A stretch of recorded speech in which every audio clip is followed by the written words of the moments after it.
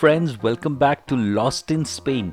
Today I'm bringing you the highlights of our second day drive from Roses to Avignon, stopping at Montpellier, Nimes with the Pont du Gard aqueduct. Around 320 kilometers, but as we were on a vacation, no hurries for us, so we stopped at all the interesting places that we found on the way. First stop was the beautiful city of Montpellier, and the highways in France were as good as in Spain. The traffic was perfect, although you had to pay a bit of toll, but that is okay because all these highways are really good. And French people, just like the Spanish people, they drive very nicely. And driving in Italy was a different story. We'll come to that later. So we arrived in Montpellier and we parked our car in an underground parking.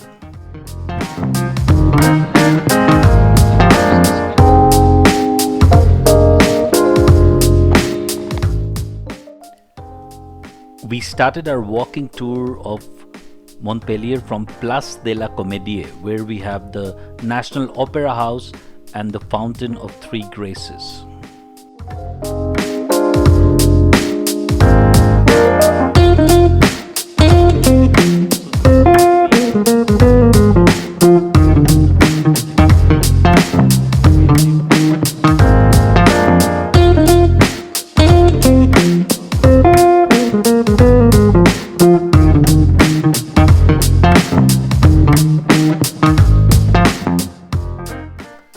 And from the Comedy Square, walking westwards, we entered the old Montpellier Le Cousson, where we have 17th and 18th century architecture and all these interesting maze of streets.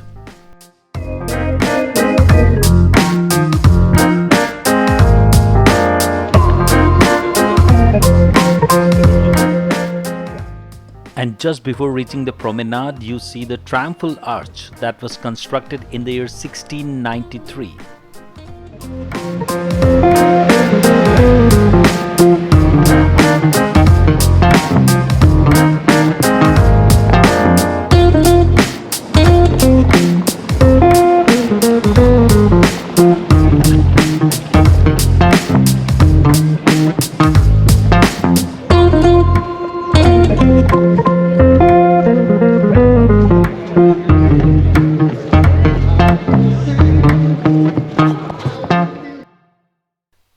And just across the Triumphal Arch, we reached the beautiful, lush park area known as Promenade de Peyrot.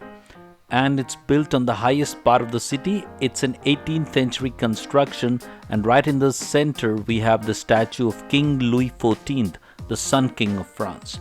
And as it was Sunday, they had some flea market there.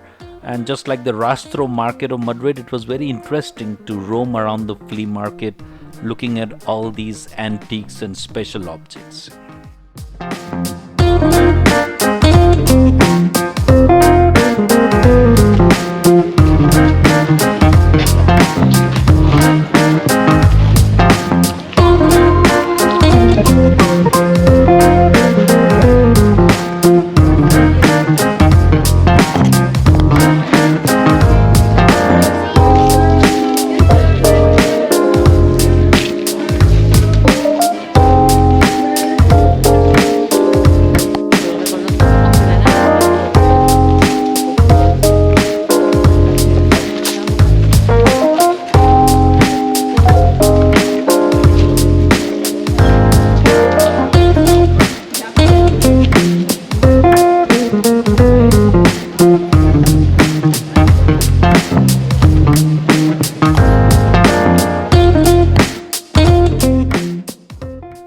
And on the very western side of the promenade, we have an 18th century aqueduct, almost 15 kilometers long, that was bringing water into the city.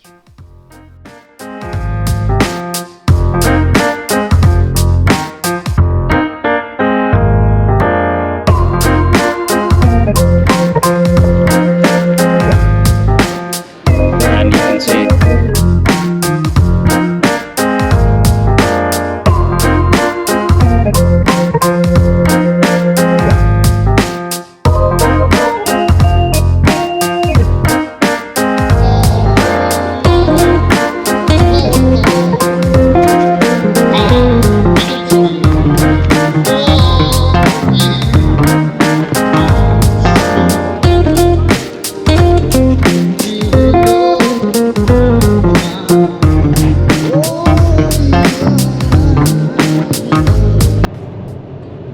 so after Montpellier, we are going to another small town known as Nimes, and it's around 40 kilometers, less than an hour distance, and that is an old Roman town with an amphitheater and other beautiful monuments. And nearby Nimes there is an aqueduct, Pont du Gard. So we have arrived in Nimes, and now we have to go to the center area and park near the arena, that is the amphitheater of the Roman period. So the amphitheater of Nimes, known as the arena, is right in the historical center, and it was built in the 1st century. Almost 2000 years it has been standing there. It was first used as the amphitheater for the gladiator fights. Then in the medieval times it was a fortress, and in the modern times it was used as a bull ring also.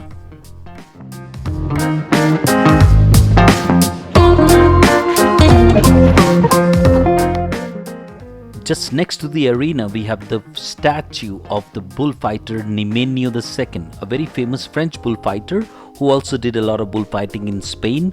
And in the year 1989, he was injured in a bullfighting, after which he was paralyzed.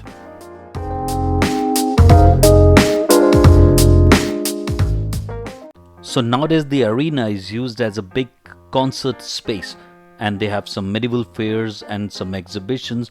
There was an exposition about the city of gods, like a medieval fight of the different gods.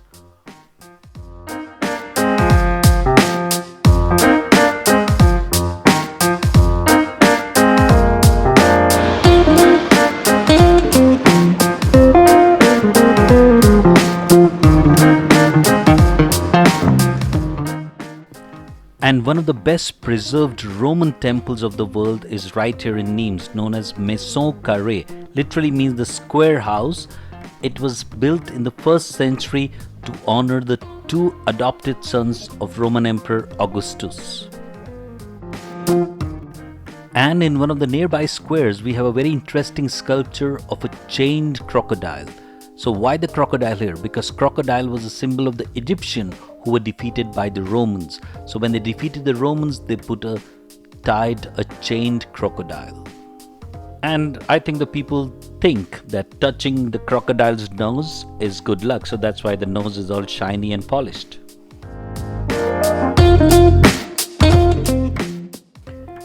So from Nimes we headed towards Avignon, but not before stopping in Pont du Gard, that is a Roman aqueduct. It's around 35 kilometers from Nimes, and it's a World Heritage Monument.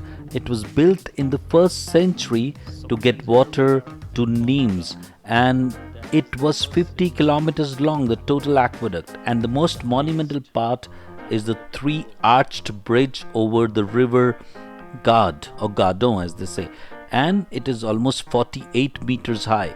It worked till 5th and 6th century to bring water. Then it worked as a traffic bridge. So you see the people are moving here. It was the road for the traffic movement, and one can actually go down the aqueduct into the river and swim in the river. So that's what I did.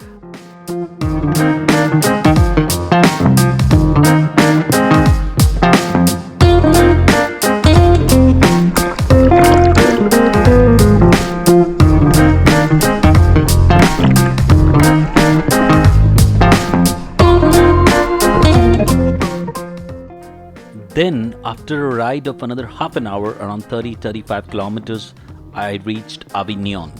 And Avignon is a very special city because in the 14th century, from the year 1309 to 1377, it was like the Vatican of the world. So all the popes of that period, they were here, they lived here. And they ordered to protect their headquarters, like the Vatican of that period, with all these 14th century walls. So Avignon is a city surrounded with these walls, and of course it is also World Heritage Site by UNESCO.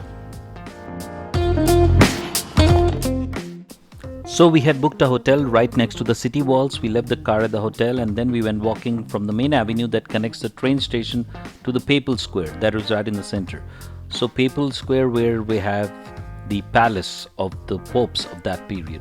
So to reach there, we passed through certain squares where we had some small markets. A festival was also going on, and I think the people in France, they have dinner early, no, very early in terms of Spanish standards, so they were all full. Then the papal palace is like a big fortress, and the popes, they used to live here, and it was like the Vatican of that period. And then we heard some loud music coming from somewhere nearby, and we headed to that direction.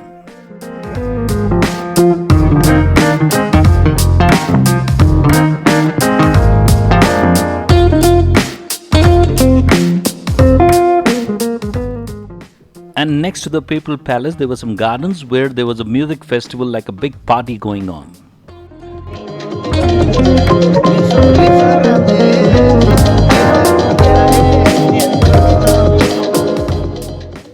Since the papal palace is built on a height, the views on the other side towards the river were really beautiful. So after watching the sunset from this point, we headed back to the hotel. And it was only second day, but we had seen so many places, seemed like we have been traveling for a long time.